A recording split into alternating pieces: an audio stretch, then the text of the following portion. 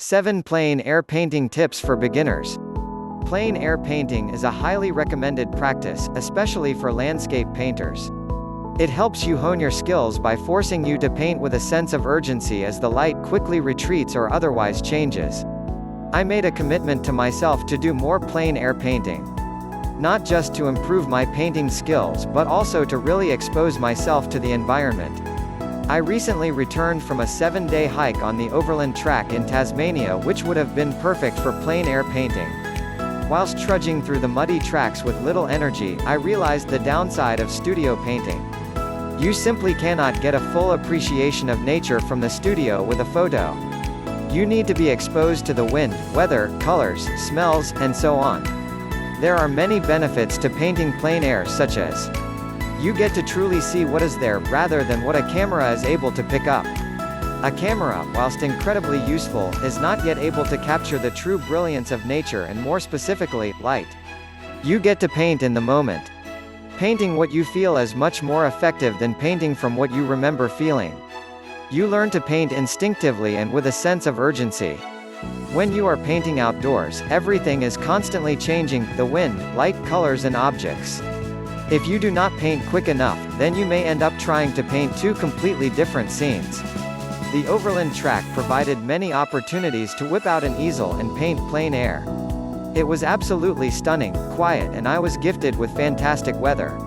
But I was not fully prepared.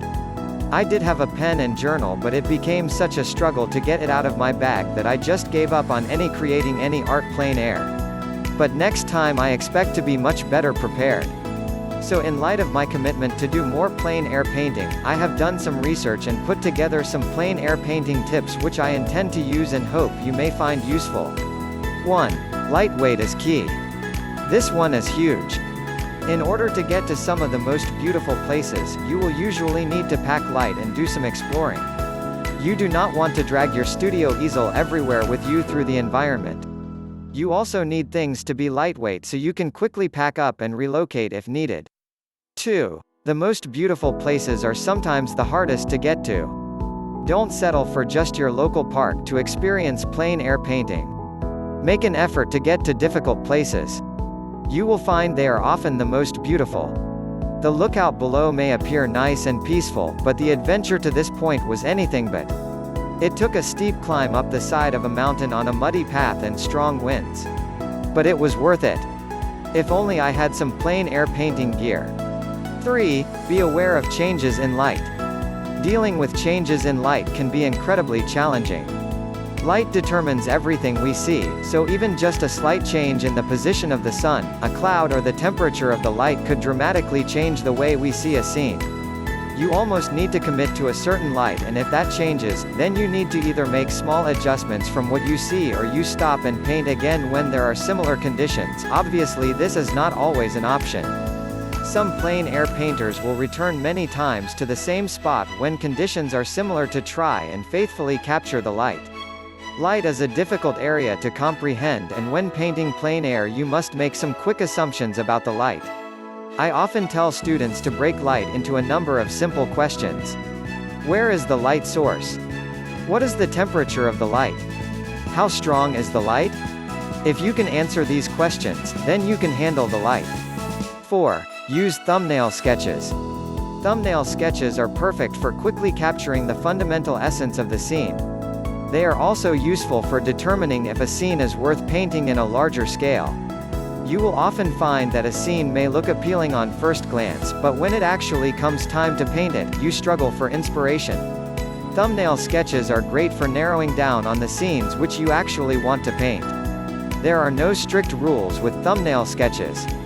You can do them in any scale you want and with any medium. But you should focus on a few things. You want to be able to work quickly, so thick oils may not be all that appropriate. Instead, consider dry or fast-drying mediums like pencils, pens, watercolors or gouache. If you use oils, you just need to paint wet on wet and be careful when transporting the finished work. You may want to consider using large brushes or pens so you can quickly cover the surface and mass in the shapes. Try to focus more on shapes rather than lines. Shapes are usually a more dominant element of composition than lines. Here is a great article on thumbnail sketching by John Levitt. 5. Experiment with different mediums. Plein air painting is perfect for experimenting with mediums which you are not familiar with. The slow-drying oils which you may be used to using in the studio might not suit you when painting outdoors. Here is a summary of the different mediums and how to use them in plein air painting. Pen and ink, great for creating interesting line sketches, but can be tedious for capturing large masses and shapes. Pencil, similar benefits as pen and ink, however you have the chance to use the broad side of your pencil to quickly cover any surface area. The downside is you will need to deal with smudging. You will also be able to make adjustments with an eraser, however try not to be fazed by mistakes. Watercolors, great for quick washes of color, however can be frustrating if the wind picks up. Gouache, very similar to watercolors, however they are easier to control. Oils, you will need to work alla prima, wet on wet, and be careful when transporting your finished painting as it will not dry quickly. You should make use of thin washes and blocking in, discussed below.